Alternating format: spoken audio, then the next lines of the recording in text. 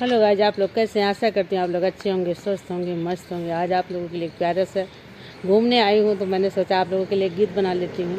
आप लोग सुनिए, आनंद लीजिए। बड़ा ही प्यारा गीत है। दही बेचन को राधा चली, कन्हैया जी को प्यारी लगी। दही बेचन को राधा चली, कन्हैया जी को प्यारी लगी।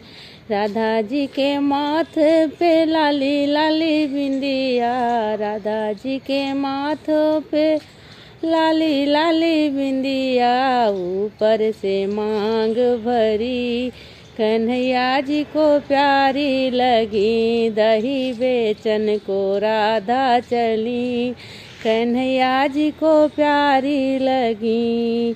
राधा जी के ओठों पे गोरी गोरी लाली, राधा जी के ओठों पे लाली लाली लाली। ऊपर से हार पहिनी, कन्हैया जी को प्यारी लगी। दही बेचन को राधा चली, कन्हैया जी को प्यारी लगी।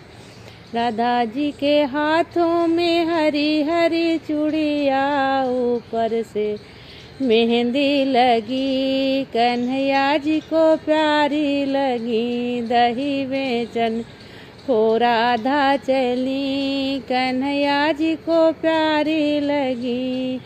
राधा जी के पाँव में बजनी पायलिया, लाले लाले महावर लगी, कन्हैया जी को प्यारी लगी।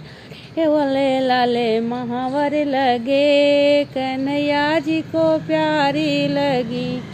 दही बेचन को राधा चली, कन्हैया जी को प्यारी लगी।